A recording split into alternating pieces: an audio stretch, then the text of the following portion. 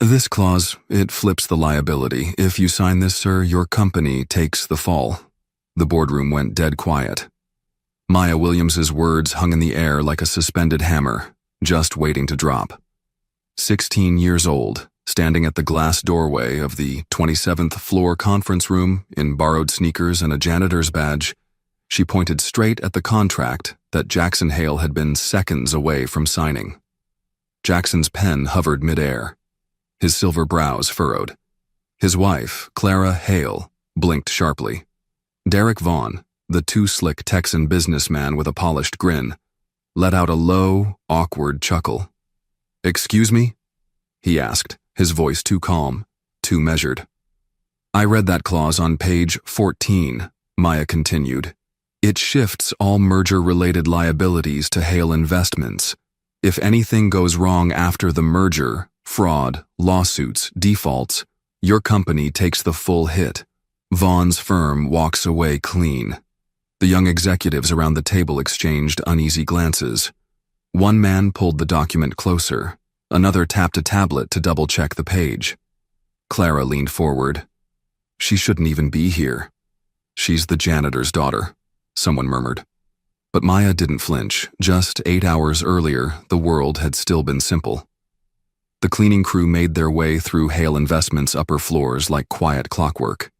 Maya, dressed in a faded hoodie and a lanyard marked Visitor Maintenance, sorted shredded files and wiped down glass doors while her mother vacuumed down the hall. That was the routine. No noise, no questions. Just finish and leave. Until she saw the folder. It was left in the copier tray, slightly open. Its stamped cover marked Final Draft, Merge Agreement. Something about it called to her. Not curiosity, instinct. Maya wasn't like other kids her age. She didn't scroll endlessly on her phone. She read policy manuals, watched business documentaries with her grandfather, and once wrote a school essay titled How Enron Collapsed. She opened the folder slowly, eyes scanning the legalese. Then she paused. It was subtle. Buried in subparagraph C, line 3 of the liability clause. But it was there, a reversal of responsibility. If the deal collapsed or if legal issues surfaced afterward, Hale Investments, not Vaughn Global, would absorb the legal and financial ruin. It was a trap. "Mom," Maya said, rushing down the hallway. "You ever seen a contract that hands over the whole company like this?" Denise barely looked up from polishing a glass wall. "Maya, stop it. Don't mess with their stuff." "But what if—" "No. You want us both out of a job?" Maya shut her mouth, but her mind didn't. It kept racing. Now in the present, the men and women in the boardroom sat frozen.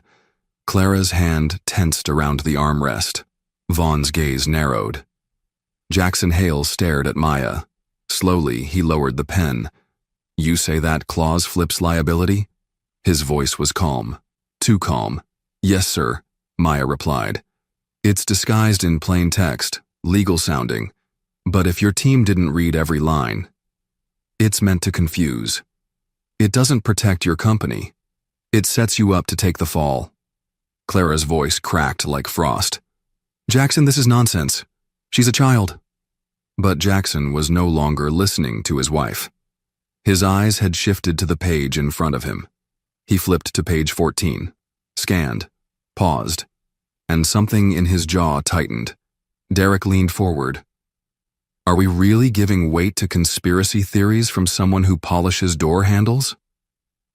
Maya's cheeks flushed, but her voice didn't waver. "You can laugh, but if he signs that, your company's name is on every lawsuit that follows." A long pause. Then Jackson's voice, low and decisive. "Escort her out." Security moved swiftly. Maya stood tall even as they led her toward the door. But just before it shut behind her, she looked back once and met Jackson Hale's eyes. For the briefest moment, he didn't see a janitor's daughter. He saw a warning, a mirror, and a mistake he had almost made. His pen never touched the paper. The next morning, the silence at Hale Investments was different. Not calm, tight, unspoken. Something had shifted. Maya Williams sat alone in the lobby's security office, hands folded, chin high, heart pounding. The building's marble floors reflected cold light from the tall windows behind her. She'd been here for over an hour. No one spoke to her. No one offered water. No one told her what would happen next. Her mother sat beside her, shoulders stiff, face unreadable. Denise hadn't said a word since they were pulled off the night shift and asked to wait downstairs, but the worry in her eyes said it all. "I'm sorry, Mom," Maya finally whispered. Denise turned her head slowly. "You should be," she said flatly. "I clean this building to keep food on the table. Not so you can march into boardrooms like you own the place." Maya looked down. "I didn't mean to embarrass you, I read something dangerous and I couldn't let him sign it." "I raised you to be brave, Maya," Denise said softly, "but I didn't raise you to be reckless." Before Maya could respond, the door opened. A stern woman from HR walked in with a clipboard, heels tapping sharp against the tile. "Mrs. Williams," she said, not looking at Maya. "You've been placed on leave, pending review. We'll call you." Denise's lips tightened. She stood up, clutching Maya's arm. "Come on." Maya's stomach twisted as they exited the building. As the cold Chicago air hit her cheeks, she glanced back, one last time, at the tower of glass and steel. The place she thought she could make a difference in. Now she wasn't even allowed inside. Meanwhile, 30 floors above, Jackson Hale sat alone in his private office. The unsigned contract lay in front of him, the pages spread out like a crime scene. His finger traced the clause Maya had pointed out. Subparagraph C, line 3. She had been right. The language wasn't just misleading, it was deliberate. Cleverly written to appear standard while setting up Hale Investments to absorb full liability. He rubbed his temple slowly. "How the hell did I miss this?" Clara's voice echoed in his memory from the night before. "It's a standard clause, Jackson. Just trust me." Trust. That word used to mean something. He opened his laptop and began cross-referencing other contracts with Derek Vaughn's firm. Legal language, subsidiary names, offshore structures. All of it. Too clean. Too coordinated. His phone buzzed. Clara. He hesitated, then answered. "You didn't sign it, did you?" she said immediately. "No," Jackson replied, voice flat. "You're overthinking it. We vetted Derek's firm. You're letting that girl get in your head." He paused. "She saw what none of us did." Clara laughed softly. Too soft. "Come on, she's a teenager, the janitor's daughter. You're really going to question me over a child?" Jackson didn't reply. "I'm coming up," Clara said and ended the call. Down the block, Maya sat on the couch at home, a mug of cocoa growing cold in her hands. The apartment was small, warm, lived in. Her mother sat silently across from her, clicking through job listings. "Do you regret it?"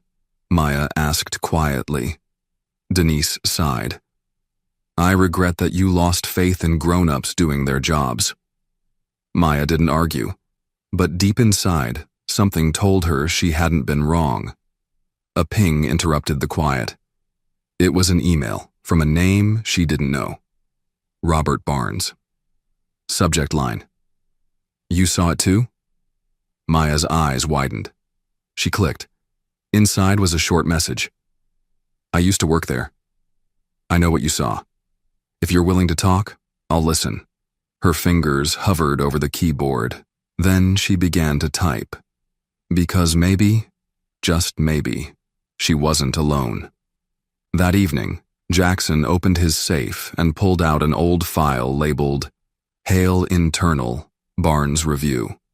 He flipped through pages of flagged risks, buried audits, reports his board had ignored 2 years ago. And on one sheet, scrawled in red pen, risk exposure, too centralized. If they plant one signature trap, we're done. Signed, Robert Barnes. Jackson leaned back, eyes closing, and for the first time in years, he felt something unfamiliar. Doubt. Clara Hale never liked to wait. She walked into Jackson's office with the grace of someone who had never been told no. Her heels tapped sharply against the oak floors as she made her way to the sleek black desk where her husband sat, staring not at her, but at the contract. "It's still sitting there," she said, folding her arms. "You've had a day." Jackson didn't look up. "And I'll need more." Clara's smile faded. "Jackson, this deal is time-sensitive. Derek is offering terms no one else would touch. You saw the numbers. I also saw a liability clause that nearly gutted my company." Clara walked around the desk, trailing a manicured nail along the edge of the contract. One clause. Legal language. "You know how these things work. Don't tell me you're giving weight to the janitor's daughter over me." That made him look up. Slowly. "She saw it," he said. "No one else did. Not you. Not the legal team. Not even me." There was a long pause. Clara's expression didn't flinch, but her tone dropped a degree. "She's a child, Jackson, and she just got you to question everything. That should concern you." "No," he said, standing up. "What concerns me is that she was right." Later that evening, Maya sat huddled near the radiator in their apartment, flipping through pages Mr. Barnes had sent her in encrypted PDF files. Tax statements, shell company breakdowns, merger language comparisons. She didn't understand all of it, but she understood enough. They were building a trap. Barnes had confirmed it on their call earlier. Derek Vaughn had used nearly identical language in a merger back in Houston. The target company took full liability. Within 6 months, it collapsed under legal fees. Vaughn walked away richer. Maya highlighted keywords: indemnification, contingent liability, burden of performance. She didn't know every term, but she knew something rotten when she smelled it. "I can't believe he's married to that woman," Maya muttered. Her mom, washing dishes behind her, let out a humorless snort. "Power marries ambition. It's always been that way." At the same time, Jackson sat at the bar inside the private gold lounge overlooking downtown Chicago. He wasn't drinking. He was watching. At a far table, half shielded by frosted glass, sat Clara. Across from her, Derek Vaughn. They were laughing. Clara's hand rested lightly on Derek's wrist. His grin was wide, easy, like old friends, or something more. Jackson's jaw tensed. He couldn't hear the words, but the body language told him enough. Clara leaned in. Derek nodded, then handed her a small flash drive before gently brushing her fingers in a gesture that wasn't professional. Jackson turned away, bile rising in his throat. Was this the woman he'd built a life with? Or had she been using him from the beginning? Back at home, Maya's phone buzzed. Text from Barnes. Look into Clara's spending habits. 3 offshore transfers in her name. Cayman, British Virgin Islands, and Zurich. Maya's eyes widened. "She's in on it," she whispered. "She's not just clueless. She's involved." She opened her laptop and pulled up public transaction records. Her hands trembled. There it was, Clara Hale's name, tied to a dormant trust account in the British Virgin Islands. At that very moment, Jackson opened his email and saw a message from his bank's internal compliance team. Subject: Suspicious access activity, internal transfer alert. He clicked. Clara had attempted to authorize a $2.5 million movement from one of the company's dormant reserve accounts. It was stopped just in time. Jackson sank into his chair. The noose wasn't just tightening. It was inside his own home. Somewhere in the quiet of the night, 3 people couldn't sleep. Jackson Hale, now certain he was standing on a crumbling foundation. Maya Williams, gripping the pieces of a puzzle far too big for a 16-year-old. And Clara Hale, seated beside Derek Vaughn in a black SUV, whispering, "He's starting to dig." To which Derek replied calmly, "Then we bury him before he reaches the roots." It started with an email. No subject line, no sender name, just a single audio file. Jackson Hale hesitated before opening it. He had been staring at the ceiling of his office for the past hour, long after the last assistant had gone home. The silence felt heavier these days, like the building itself was holding its breath. He clicked play. Clara's voice came through first, calm and calculating. "He won't question it. Not if I push at the right time." Then Derek Vaughn's deep drawl. "And if he does? Then we remind him what he has to lose." Jackson froze. He replayed it 3 times. And when it finally sank in, something inside him cracked. Not loud, not visible, but final. He forwarded the file to his private attorney, then leaned back and stared at the ceiling again, this time not with confusion, but with clarity. Clara wasn't just involved. She was leading it. Maya stood outside the massive bronze doors of the Harold Washington Library, clutching a folder and a flash drive Barnes had mailed her that morning. Her fingers were numb, not from the cold, but from fear. Everything they had pieced together now pointed in one direction. Someone was actively trying to bury Hale Investments. She stepped inside and made her way to the computer lab. The files were encrypted, but Barnes had included a handwritten key. As she typed, the truth unfolded. 3 merger attempts, 3 ruined companies, all tied to Derek Vaughn, and in the background of each one, buried deep in the documents, were traces of Clara Hale's digital approval credentials. She wasn't just helping Vaughn. She'd been doing it for years. That evening, Maya tried to deliver the physical documents to Robert Barnes at his apartment. But when she arrived, the door was ajar. Inside, empty. No signs of struggle, no sign of Barnes. Just a single envelope on the kitchen table labeled MW. She opened it. Inside were 2 things, a thumb drive and a post-it note. "They know I'm helping you. Don't come back here. Find someone you trust, soon." Back in the city, Jackson sat in his car outside an old courthouse. The building had closed years ago, but he wasn't here to speak with a judge. He was meeting Victoria Chan, a civil rights attorney and former prosecutor, known for taking cases no one else dared touch.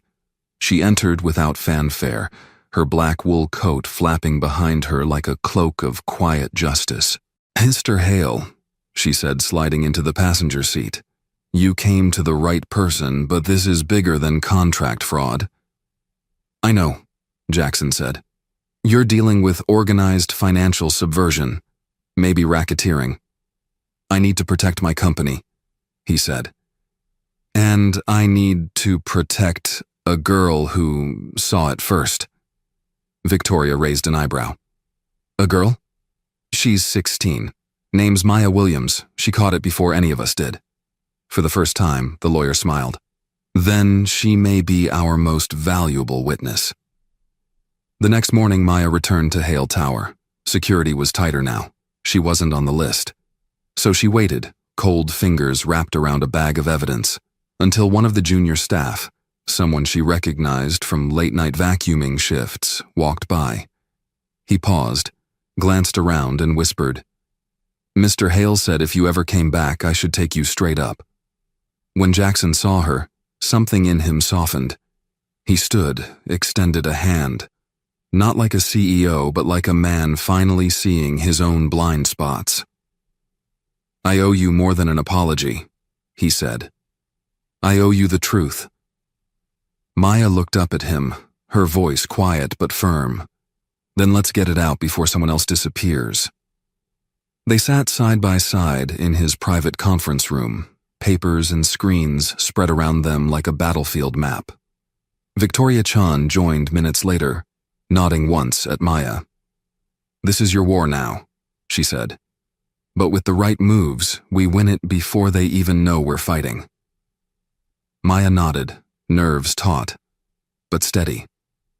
Because for the first time, she wasn't fighting alone. And the cracks in the marble weren't just breaking apart a building, they were letting the truth come through. The courtroom wasn't scheduled yet. No subpoenas had been issued. No press conference had broken the news. But the war had begun. Inside Jackson Hale's office, the walls were no longer decorated with corporate awards and investment forecasts. They were now lined with whiteboards scribbled full of timelines, connections, bank transfers, and alias names. At the center of it all sat Maya Williams, a 16-year-old girl with a borrowed laptop and a folder full of secrets. Victoria Chan stood near the window, phone pressed to her ear, voice low but urgent. Jackson, silent, pored over a printed spreadsheet, his jaw clenched tight. Then Victoria hung up. "That was my contact at the Justice Department. They're watching Vaughn, quietly, but they need more to move forward." Maya reached into her backpack and slid over a yellow file. "This just came in," she said. "From Barnes, before he disappeared." Jackson took the folder. Inside were offshore account ledgers. 3 names jumped off the page: Clara Hale, Derek Vaughn, and a company called Raven Cross Holdings, a shell corporation registered in Belize, funneling payments every quarter from failed merger settlements. Victoria whistled. "This is more than fraud. This is a long game, predatory, calculated, and it started right under my roof," Jackson said bitterly. That night, Maya and her mother sat on the fire escape of their apartment building. The city below buzzed with yellow taxis and music floating up from restaurant patios. Denise handed Maya a mug of chamomile tea, her hands trembling. "They called again," she said. "Told me if I don't keep quiet, they'll cancel your school record. Said they can make things disappear." Maya stared ahead. "They already tried.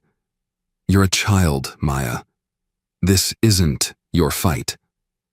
"It became mine the second they used people like us as their cover."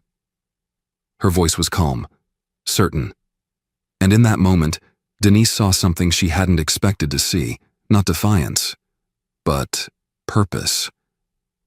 A sense that Maya wasn't trying to prove anything. She was simply trying to make something right. The next day, Jackson entered the main hall of the Hale Foundation Gala, wearing a black tuxedo and a tighter expression. The gala was his wife's idea: charity, media, smiling donors. It had always been Clara's domain, but tonight, Jackson took the mic. "Before we begin," he said, eyes sweeping the glittering crowd, "I want to speak to you not as a CEO, but as a man who's made mistakes." Clara froze beside the champagne table, her fingers tightening around the stem of her glass. "Years ago, I believed building an empire meant trusting only the numbers," Jackson continued. "But numbers don't betray you. People do." The room murmured.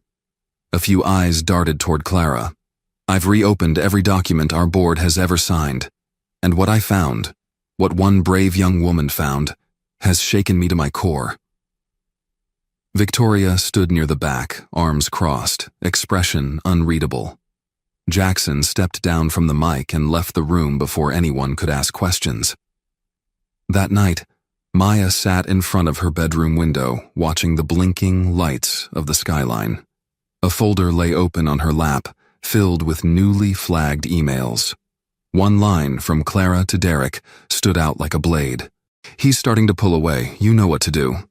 Just as she began copying it to a secure drive, the lights flickered. Then her laptop screen went black. Her phone vibrated. One message. Unknown number. "Stop digging, or we dig first." Maya's hands shook, but she didn't close the laptop. She picked up a Sharpie and wrote 3 words on a fresh page. Not backing down. Because this wasn't just a company anymore. It was a battleground. And the girl they thought no one would listen to was becoming the voice no one could ignore. The morning headlines hadn't broken yet, but the whispers had already begun. In the financial district, rumors passed between elevators and espresso machines.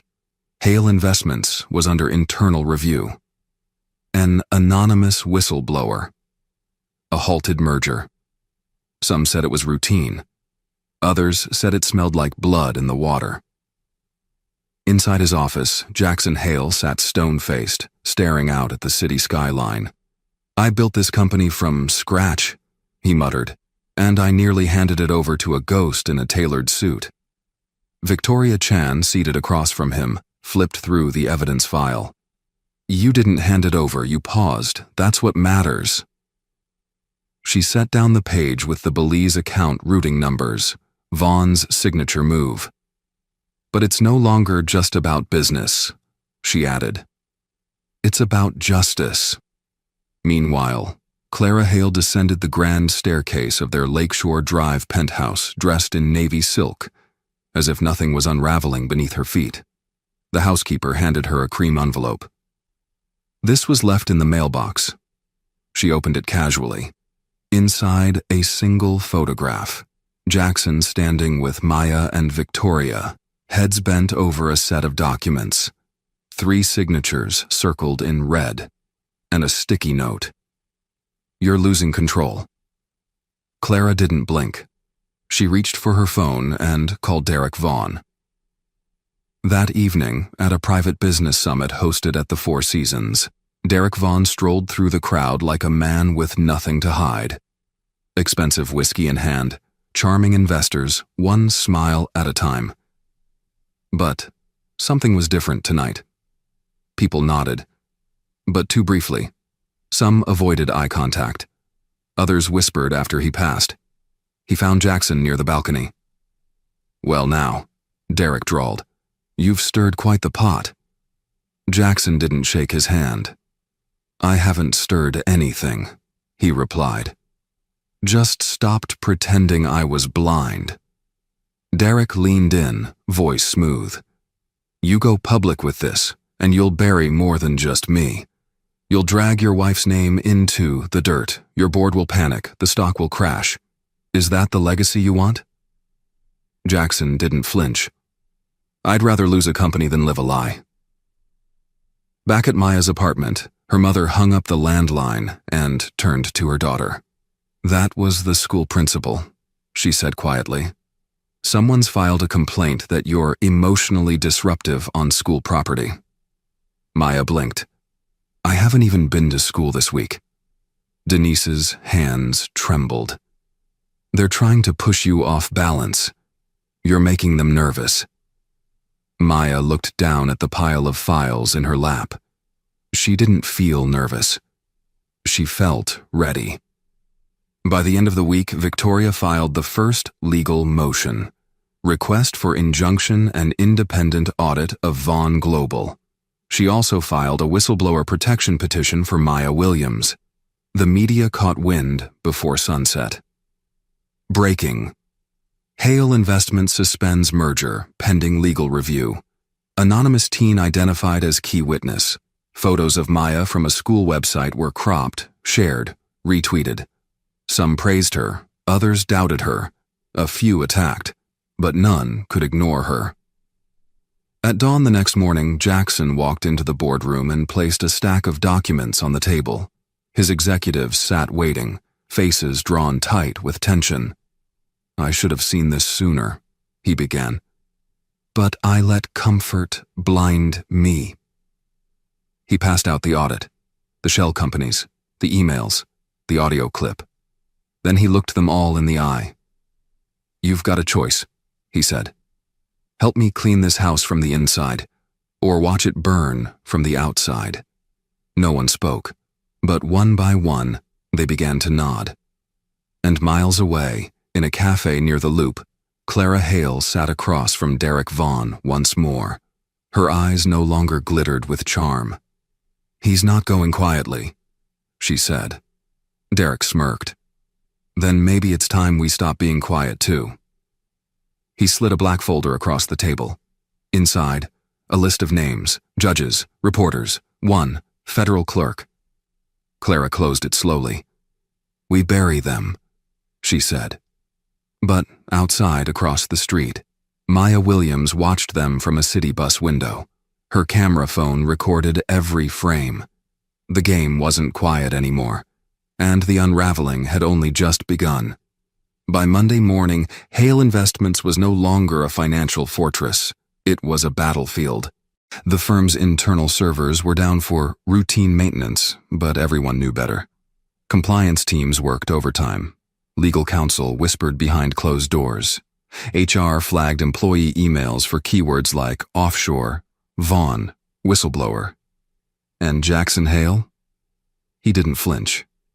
He stood in the center of it all, calm, clear-eyed, and ready for war.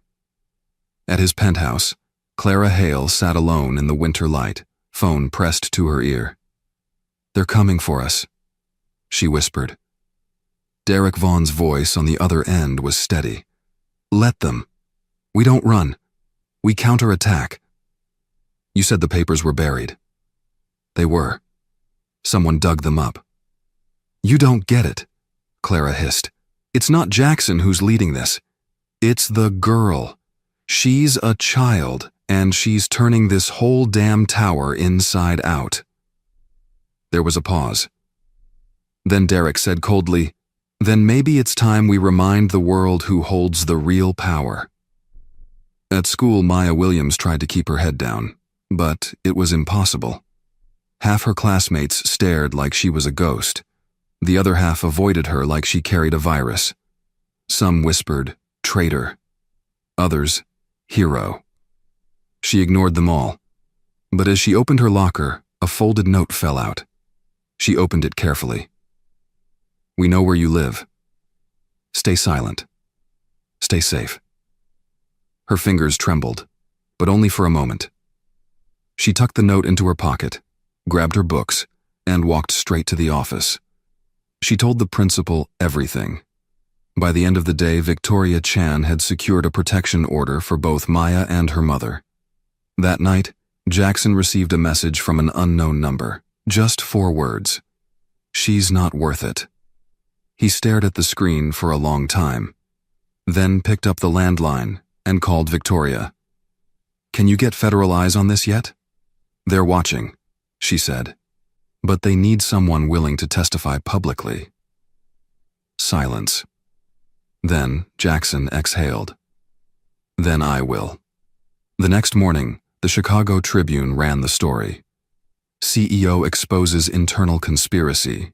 Teen whistleblower linked to unraveling billion-dollar scheme. Maya's name wasn't printed, but the story was everywhere. Talk radio, Twitter, morning TV. At a press briefing, Jackson stood at a podium, flanked by Victoria and 2 federal agents. "I was blind," he told the world. "Not just to fraud, but to courage. A 16-year-old girl saved my company from the inside out. The same company that never once saw her beyond her mother's uniform." He paused. Let the silence settle. "She saw what we refused to, and from this day forward, we will see her."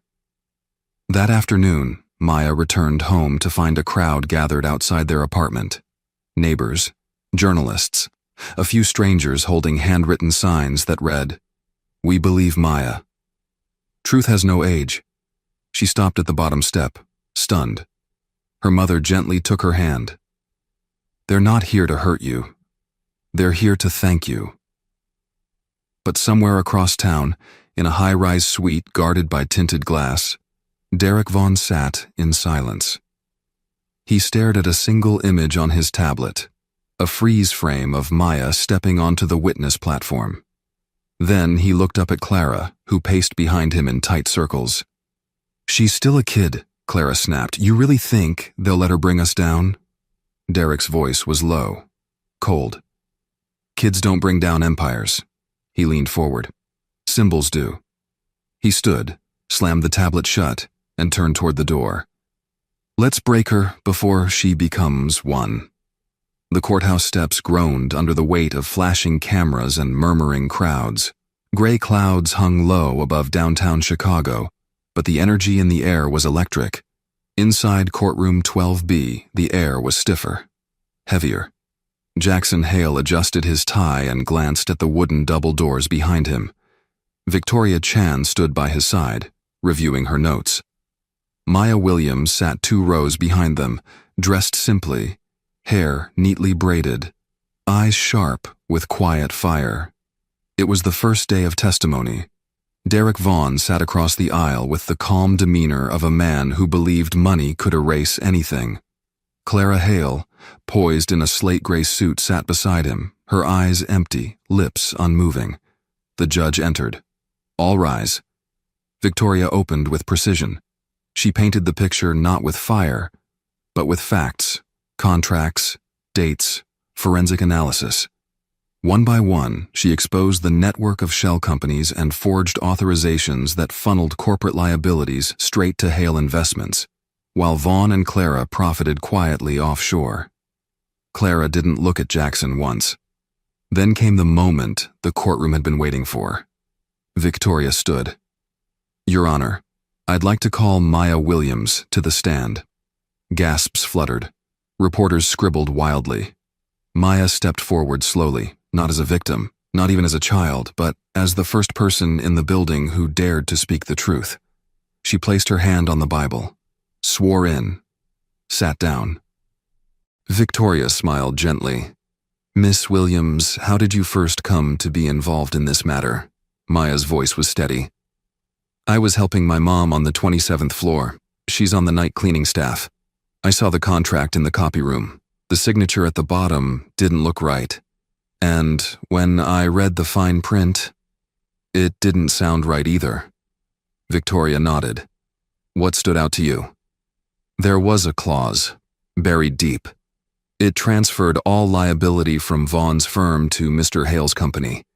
If something went wrong, only one side would take the hit.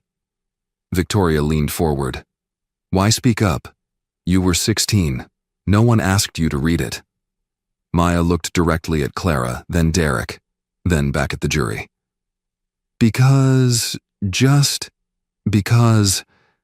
I clean your floors doesn't mean I don't see the dirt. The courtroom froze. Even the judge's expression shifted. Clara's hand twitched. Derek didn't smile this time. Cross-examination came hard. Vaughn's attorney tried to rattle her. Miss Williams, did you understand all the legal terminology in that contract? No, sir, Maya said, but I understood enough to know someone was hiding something. You consider yourself an expert in business law? Number. But I don't think you need a degree to see when someone's being set up to fail.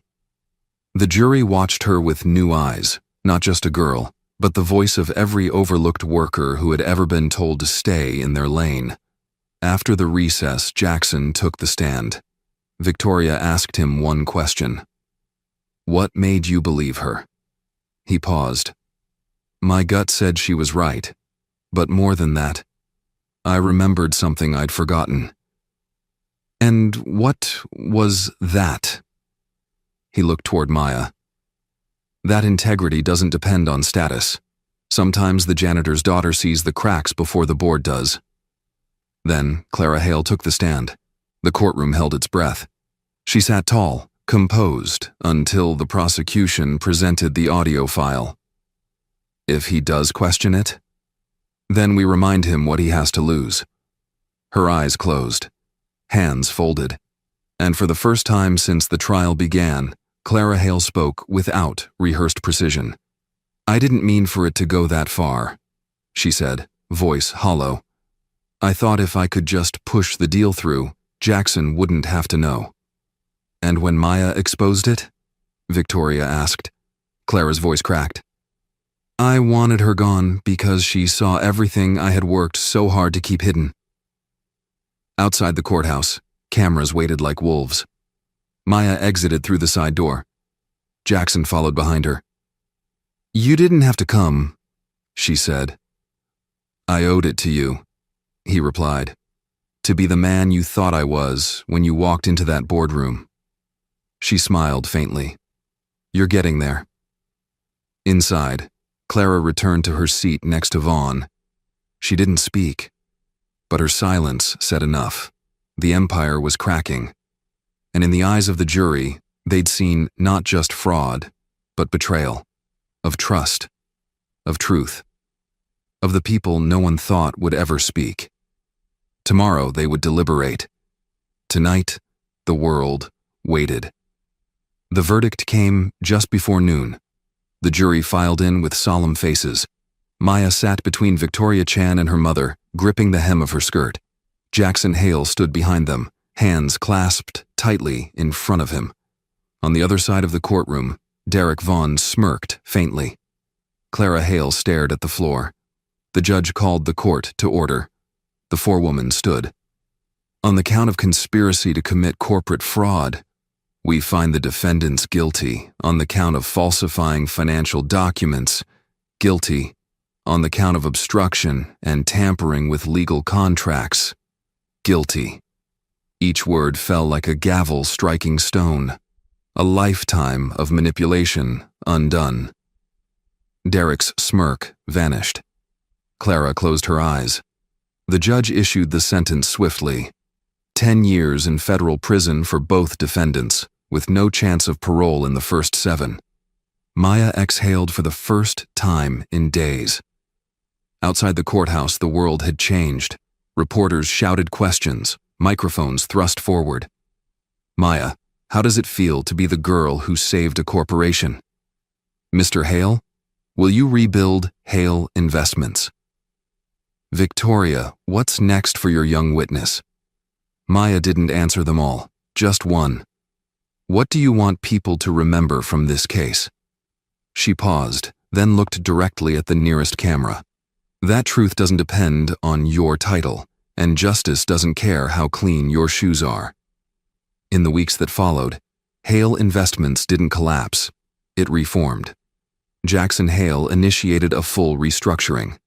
Clara's name was removed from every official board record. Vaughn's assets were frozen. Victoria Chan was brought on as chief ethics counsel. And Maya Williams, she was offered a full scholarship. At a press conference inside the building she once cleaned, Jackson announced the news personally. "Today, Hale Investments is establishing the Maya Williams Fellowship for young minds with vision and courage." Maya didn't just protect this company. She reminded us who we are supposed to be. Applause rose like thunder. Maya stood beside him, blazer over a white blouse, the faintest smile on her lips. Later that night, Jackson sat in his office. Not alone. Maya stood across from him, holding a manila envelope. "I got my Columbia acceptance letter," she said, eyes shining. He smiled. "You earned more than that? You've got a seat at any table you want now." She hesitated, then asked, "Do you regret any of it?" He looked out the window, the skyline of Chicago glowing gold. "I regret that I didn't see it coming," he said softly. "But I don't regret who stood up when I couldn't." She nodded, then left the envelope on his desk. Days later, Clara Hale was processed into the federal detention center in Wisconsin. She made no statement, no appeal, only silence. In a cold, concrete cell, her empire reduced to static in the news, she replayed the audio that sealed her fate. "Just because I clean your floors doesn't mean I don't see the dirt." The words echoed, again and again. In a quiet office above a city reborn, Jackson placed Maya's envelope on a shelf above his desk, beside his most treasured awards. And, beside it, a plaque read, "Truth isn't loud, but it lasts." He leaned back in his chair, closed his eyes. A girl once pointed to a signature and changed everything. And now, from the ashes of deceit, a new foundation stood tall. Cleaner, stronger, and unshakably honest. The empire hadn't fallen. It had been rebuilt. By the one they never saw coming.